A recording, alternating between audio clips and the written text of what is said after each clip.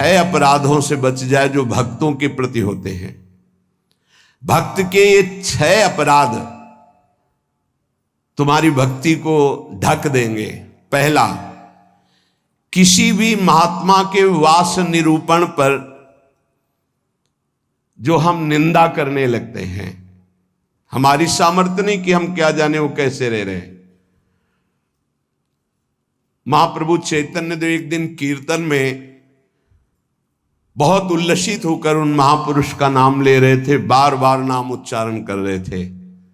हमें नाम विस्मरण है। बहुत सुंदर पोशाक महंगी महंगी पहनते थे, पान पाए, इत्र लगाए, फुलेल केशों में सजाए।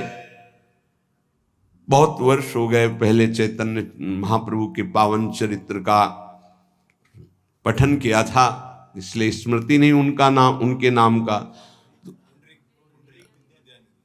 पुंडरीक विद्या, हाँ यही नाम था, पुंडरीक विद्या। तो गदाधर आदि जो भगवत महाप्रभु के पार्षद थे, उन्होंने सोचा कि जब महाप्रभु भाव में ऐसा उनका नाम उच्चारण कर रहे हैं तो कोई वीतराग बड़े परमहंस महापुरुष होंगे, चलो उनके दर्शन करने चलते हैं। तो पता चला कि अमुक जगह वो आए हुए हैं। वहां तो देखा बहुत सुंदर पलंग, दुग्ध फेन जैसा, ऊपर से गद्दे के ऊपर चद्दर और गिरदा लगे हुए हैं, और केश जो फुलेल से ऐसे सुगंध आ रही है। पान खाए तो गदाधर जी के मन में आया कि इतना विलासितापूर्ण जीवन और ये भगवत भक्त हो सकते हैं। संशय हुआ तो एक जो महाभागवत साथ गए थे, तो उन्होंने भगवान श्री कृष्ण की रूप माधुरी का भरा हुआ श्लोक गान किया। जो ही श्लोक सुना हुंकार मारी और धूल धूसरी, हा कृष्ण हा कृष्ण। और वो सब जो अब उनकी समझ में आया कि अरे महाप्रभु जो बोल रहे थे परम सत्य, वो प्रेम के अष्ट सात्विक भाव संवरण होना मुश्किल हो गया। अश्रुधारा नाक बह रही, धूल धूसरित हो। गदाधर जी ने चरण पकड़े और कहा मेरे से भारी अपराध बन गया। ऐसे महापुरुष के बाहरी स्वरूप को देखकर हमारे अंदर अश्रद्धा हुई थी, दोष दर्शन हुआ था, क्षमा चाहता हूं। कैसे क्षमा हो? तो शिष्यत्व स्वीकार किया था, चरित्र में ऐसा पढ़ा था। किसी भी भक्त या महात्मा के वास निरूपण, वेश निरूपण की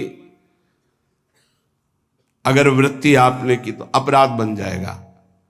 अरे ये तो ऐसा, इनको तो ऐसा होना चाहिए, इनको तो ऐसी जगह रहना चाहिए, इनको तो ऐसा नहीं। कुछ महापुरुषों की स्थिति होती है, कुछ तो उस स्थिति का दंभ करते, कुछ स्थिति होती है। हम क्या जाने कौन स्थिति में कौन दंभ कर रहा है।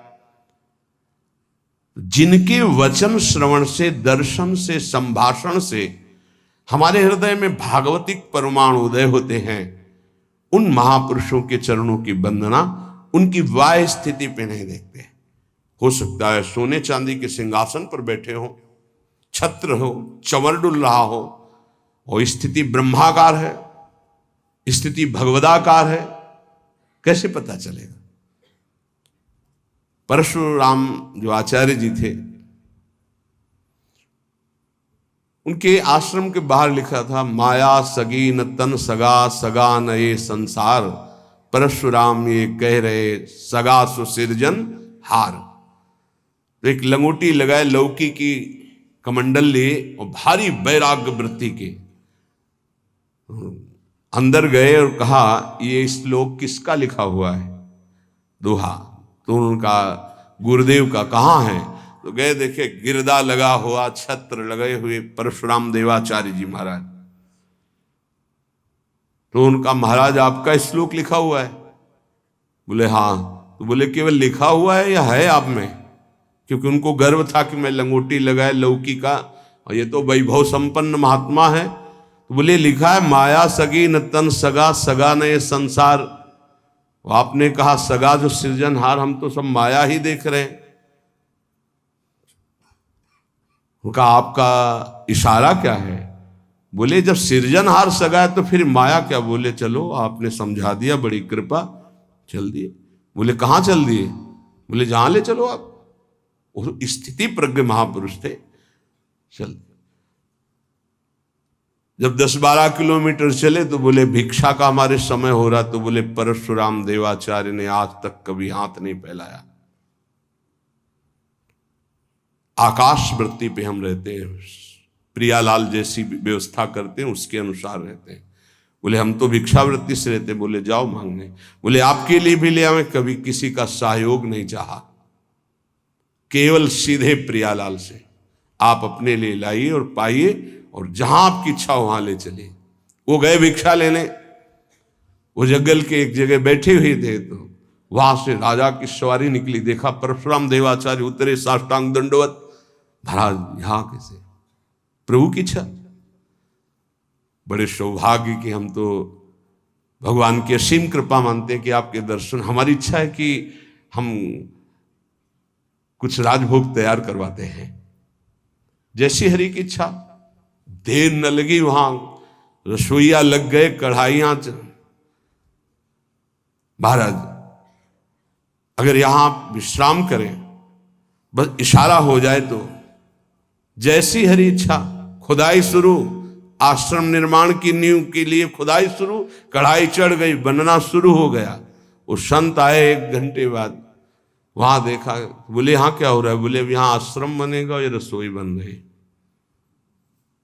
तो उनका महाराज ये क्या लीला है? तो बोले तुम जिस वैराग्य के अहम वृत्ति को धारण किए हो, उस अहम वृत्ति का त्याग करो।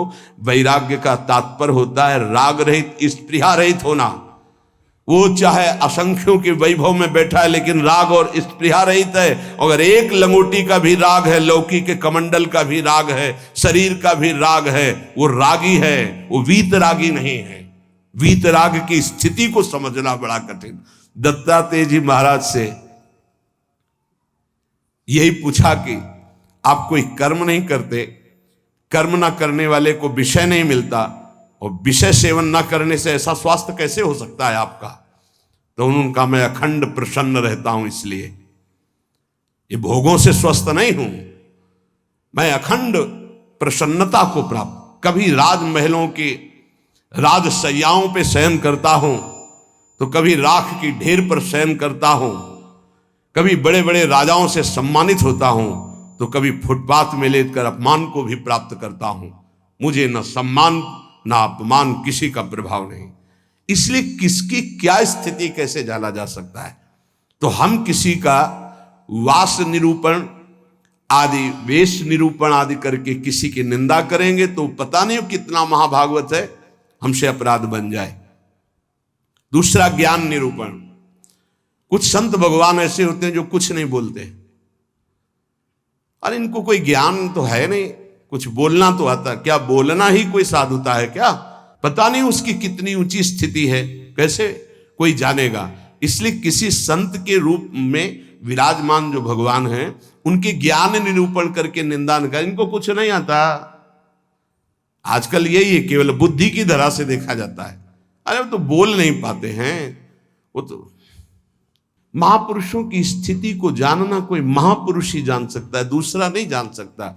इसलिए ये अपराध न करे कभी कि किसी के संत के ना बोलने से ये समझ जाए कि अरे इनको कोई ज्ञान नहीं है।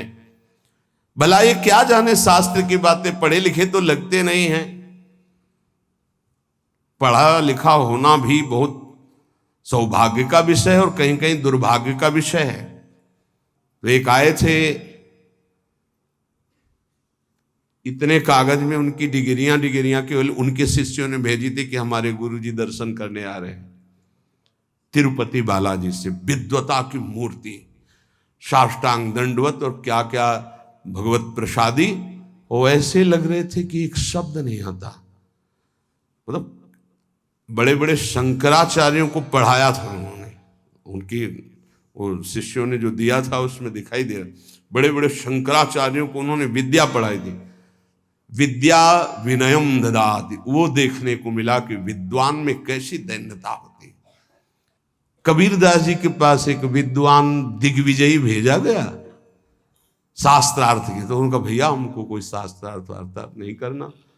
तो बोले काशी के विद्वानों ने कहा यदि आप आप हार लिख दिए, पूरी काशी हार गई। बोले ऐसी बात? तो पढ़ के समझे हो कि समझ के पढ़े हो? पोथी पलटाते रहे, सरस्वती काम नहीं करी। पढ़ के समझे हो कि समझ के पढ़े हो? आखिरी बात शिष्य बन गए थे, बहुत बड़े भगवत अनुरागी बने। तो किसी भी संत के प्रति ये भाव नहीं कि ये पढ़े लिखे नहीं है, बोल नहीं पाते, तो इनको कोई ज्ञान नहीं है। तीसरा, किसी संत की जाति निरूपण कर देना बहुत बड़ा अपराध है। देखो, ये जो जाति पाति है ना, ये धर्म का पालन करके भगवत प्राप्ति के लिए थोड़े समय तक के लिए सहयोगी नहीं। हम आपको बताएं, एक ही कपड़ा है और एक ही पहनने वाला है, बस इतनी खास बात समझ लो। कपड़ा सबका पांच भौतिक, पहनने वाले सब अविनाशी भगवान के अंश, कोई अंतर नहीं है। बस अंतर बनाया गया है इस अंतर को मिटाने के लिए कि हम साधन पद्धति से अपने अपने धर्म का पालन करते हुए परम धर्म भगवान को प्राप्त। लेकिन जो परम धर्म में स्थित है, भागवत धर्म में, उनकी जाति निरूपण नहीं करना चाहिए कि ये तो सुना है कि अमुक जाति के संत हैं। बड़ा अपराध होता है, बड़ा अपराध। ऐसा कभी नहीं करना चाहिए। हाँ, चरण रज लेके माथे पे लगा, अहो वत्सो पचतो गरीयान यज्ञागे वर्तते नाम तुभ्यम। देखो, राजसूय यज्ञ में पूर्णता स्वपच वाल्मीकि की पूजा करवा कर श्री भगवान ने इसीलिए करवाई, इसीलिए करवाई।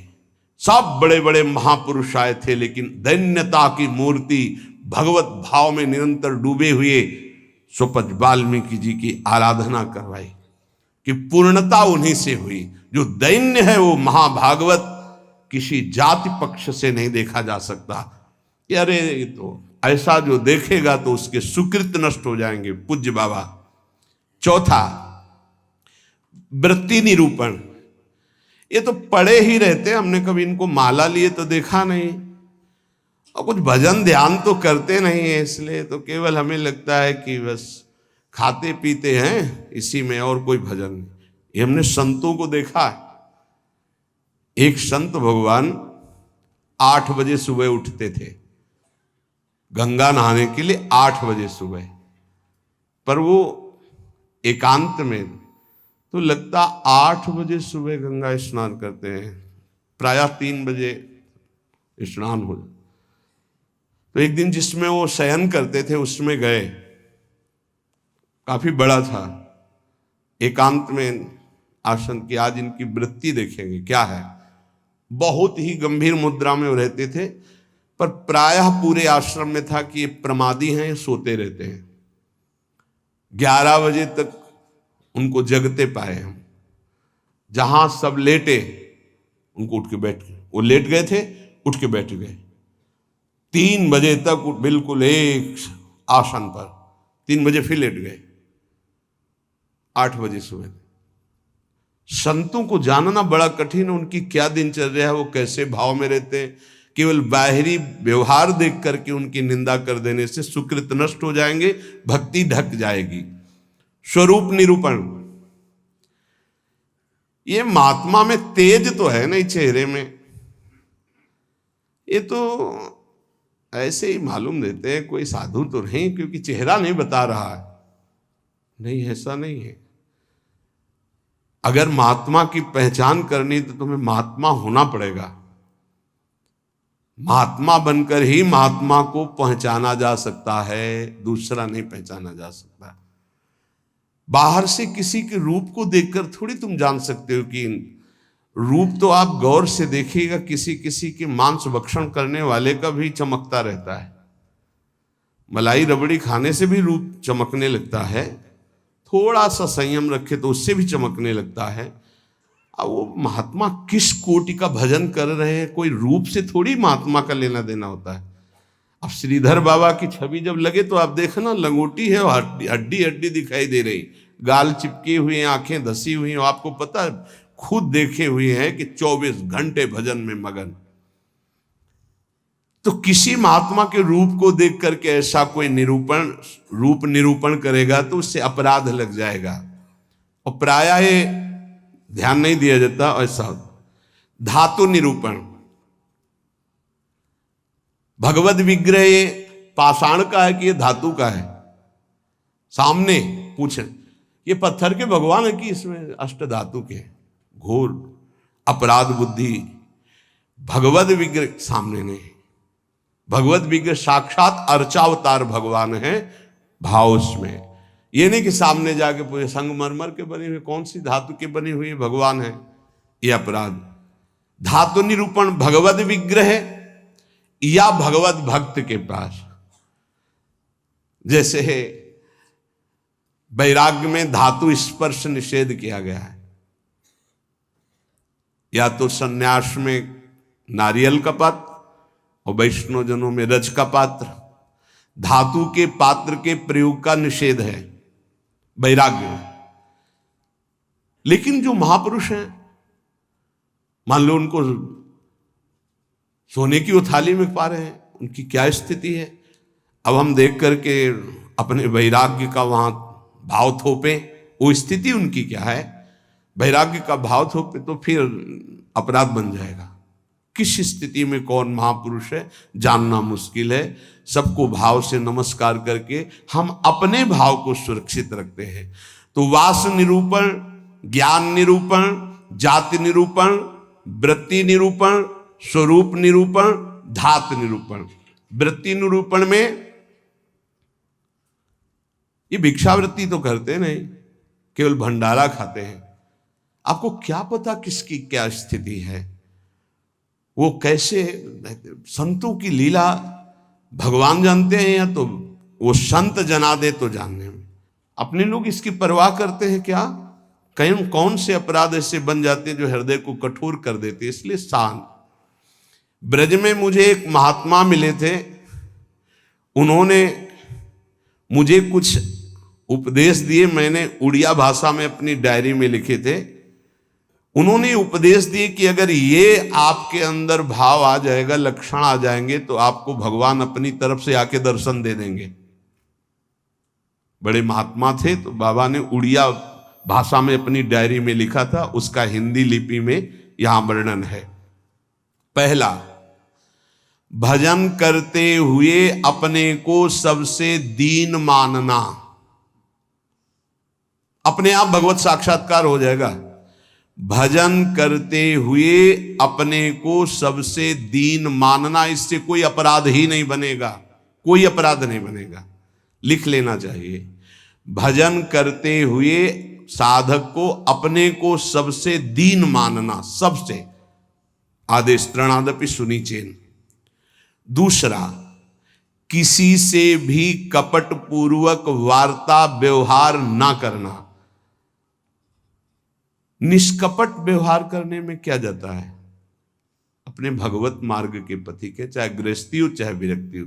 कपट का मतलब होता है अंदर कुछ और है, बाहर आप कुछ और दिखा रहे हैं।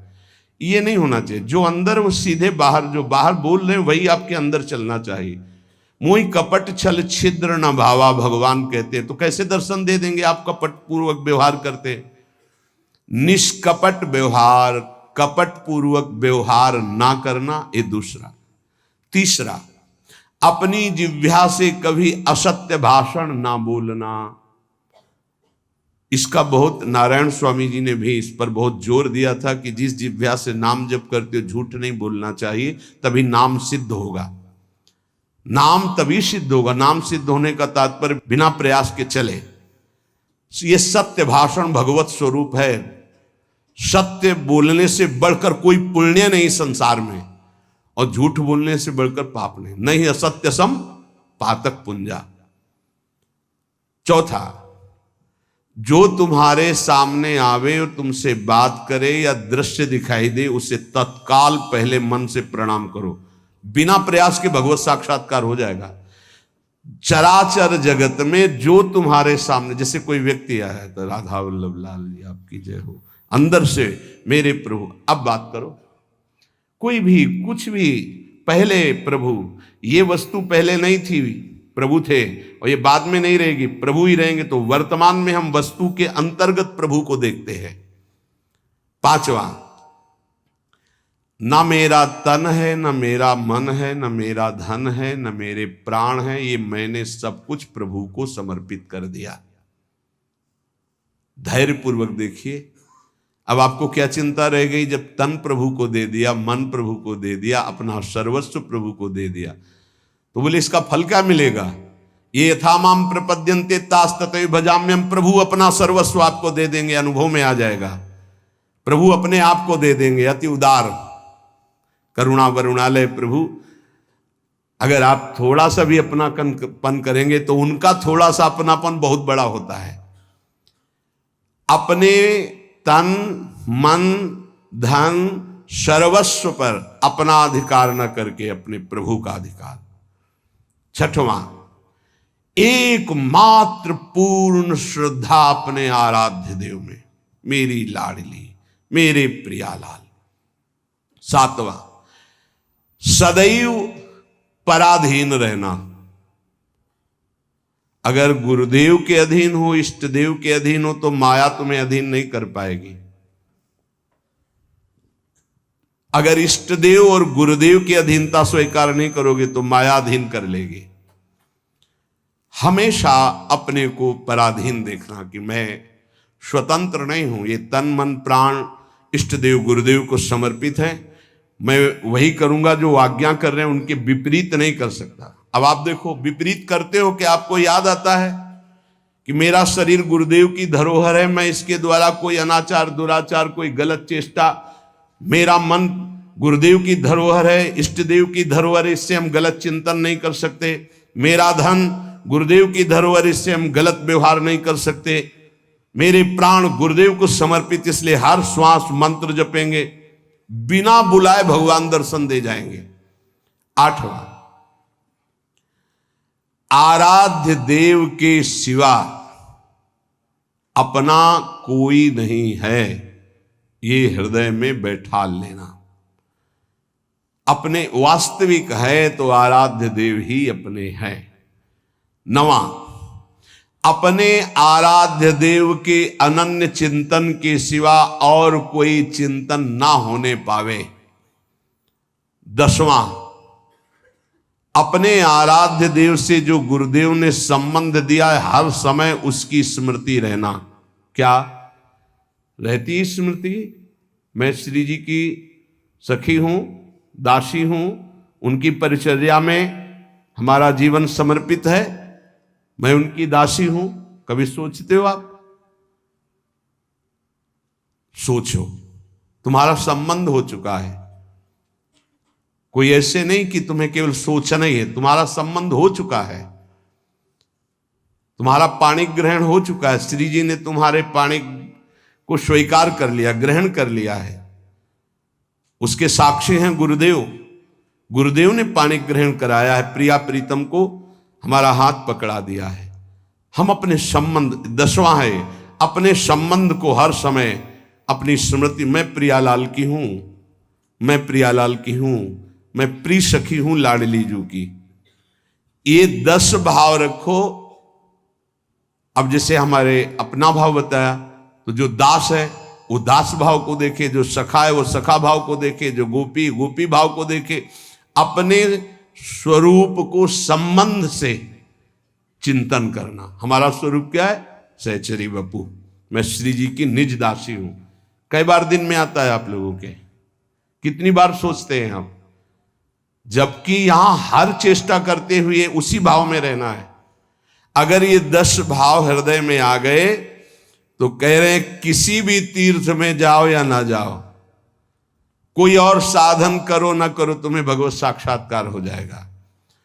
पहला, फिर सुन लीजिए, अपने को भजन करते हुए सबसे दीन मानना, किसी के साथ भी कपट का व्यवहार न रखना, सदैव सत्य भाषण बोलना, चराचर जगत का कोई भी वस्तु व्यक्ति सामने आवे अपने प्रभु का भाव करना, अपने तन मन धन प्राण सर्वस्व को अर्पण कर देना, मेरा अधिकार नहीं, नाथ सकल संपदा तुम्हारी, मैं सेवक समेत सुत नारी। अर्पण का मतलब ये होता है भाव। छठवां, अपने आराध्य देव में ही पूर्ण श्रद्धा समर्पित हो जाना। सातवां, पराधीन रहना इष्ट के, गुरुदेव के। आठवां, आराध्य देव के ही अनन्य चिंतन में लगना, आराध्य देव के सिवा कहीं अपनापन न होना। नवां, चिंतन करते करते तन्मय स्थिति आ जाए तब उसे सही माने में चिंतन कहा जाता है। सामने ललित त्रिभंगी लालजू और प्रियाजू की बाह श्री लालजू के गले में है। मनोमृणाल भूषण भूषित भुज श्यामंश पर डाली, दिखाई दे रहा है। अब हमारा चिंतन चल रहा, गाढ़ चिंतन, युगल सरकार चिंतन, इसे कहते हैं अनन्य चिंतन। अभी आंख खोले हुए भी वही है, मूंदे हुए भी वही है, सेवा करते हुए भी वही है, एकांत में बैठते हुए कहां हो, जरा देखो स्थिति कहां है। यदि आप किसी भी तीर्थ का अवगाहन करते हुए 10 बातें आप में नहीं हैं तो उसका फल आप ग्रहण नहीं कर पाएंगे, क्योंकि अपराध कोई ना कोई बन जाएगा। हम आपसे सत्य कहते हैं कि कल्याण आपके चिंतन से होगा, इन बातों को स्वीकार करने से होगा, भागने से नहीं होगा कि हम यहां चले जाएं, हम वहां चले जाएं तो कल्याण हो जाएगा। अगर आपका आंतरिक चिंतन इन बातों में है तो आपके अंदर वो सामर्थ्य जागृत हो जाएगी कि आप प्रभु को देख सकते हैं। इसलिए जो सत्संग है उसे बार बार सुना जाए, उसका मनन किया जाए और अपने हृदय में धारण किया जाए तो हमारा इसी जन्म में अंतिम जन्म माना जाएगा और भगवत साक्षात्कार हो जाएगा। जहां तक गुरु कृपा से प्रयास है, कथन श्रवण करके यही प्रयास है कि संसार की असत वृत्तियां छूटें और भगवत प्राप्ति हो जाए, हमें भी आप सबको भी। जिनको ये नहीं चाहिए तो भूल मत करना, यहां कुछ लाभ नहीं मिल पाएगा, यहां नहीं मिल पाएगा। यहां लाभ अगर मिल पाना है तो एकमात्र अध्यात्म का लाभ मिल सकता है। यहां कोई आशीर्वाद, ये भीड़ लगाना कि हम कोई जादूगर हैं, कुछ चमत्कार कर देंगे, तो बिल्कुल कुछ नहीं होने वाला। हम तुम्हें हाथ उठा कहते, हो जाए, तुक्का लग जाए तो तुम्हारे पुण्य, पक्की बात समझ लो। तुक्का लग जाए कि आप कामना करके आए, कामना की पूर्ति हो गई तो आपके पुण्य, हमारा कोई उसमें लेस मात्र भी सहयोग नहीं है। पुण्य आए वृंदावन धाम संत दर्शन के, आपकी भावना, आपकी कामना पूर्ण हो जाए, वो आपका भाव। हमारा लक्ष्य है भगवत प्राप्ति।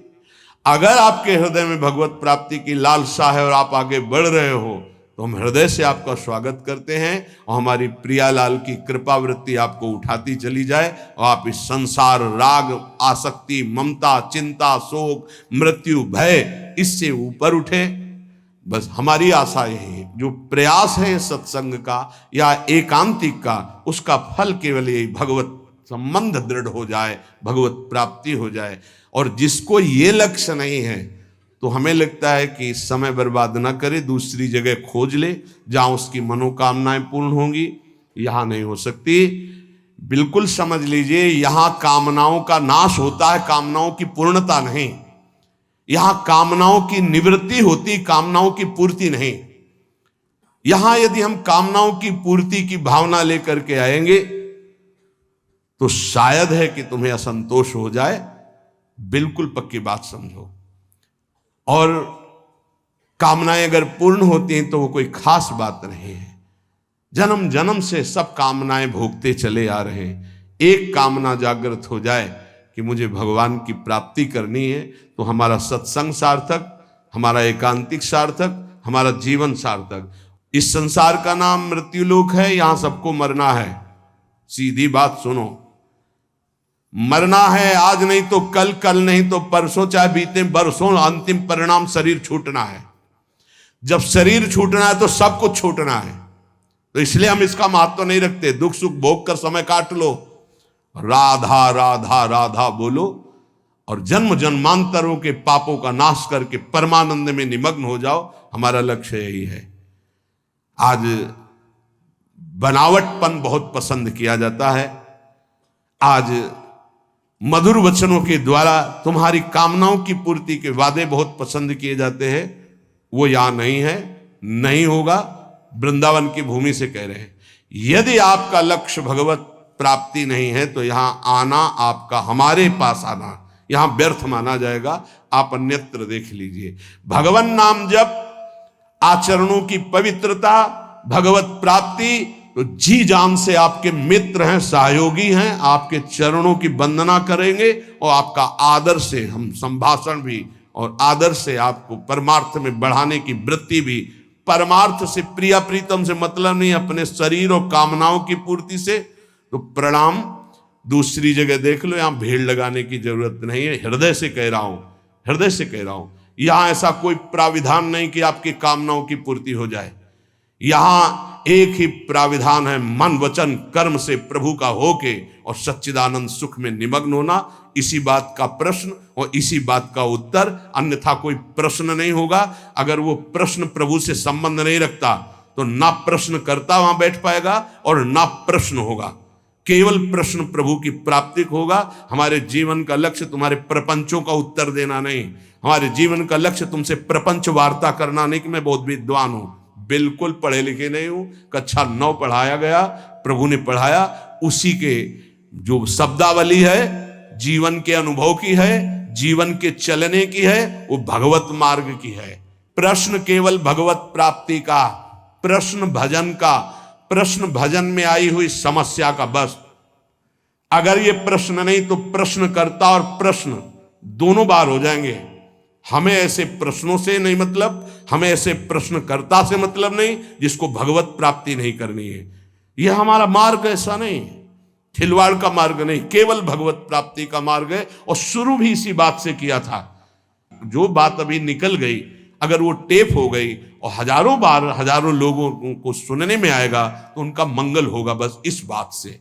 अब वो एक अलग रूप होता चला जा रहा है। फालतू के जो प्रश्न जिनका हमसे, हमारे भागवतिक मार्ग से कोई संबंध नहीं है, ऐसे प्रश्न ना हम सुनेंगे, ना ऐसे का उत्तर दे पाएंगे। हमारी क्षमता नहीं है, क्योंकि हमारे केवल प्रियालाल भगवत प्राप्ति की वार्ता, अन्यथा मौन, श्रवणेन्द्रिय बंद। क्योंकि बहुत कम समय जीवन का बचा है जो प्रियालाल में जाए, हमारा भी और आपका भी।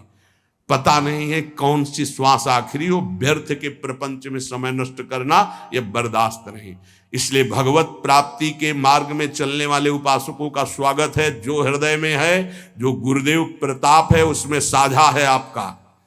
यदि भगवत प्राप्ति नहीं तो राधा वल्लभ श्री हरिवंश, भीड़ लगाने की जरूरत नहीं। हम अयोग्य हैं, हम आपकी कामना पूर्ण नहीं कर सकते, हम आपके प्रपंचों का उत्तर देने लायक नहीं हैं। आप कहीं और स्थान देख लीजिए। श्री राधा वल्लभ लाल की।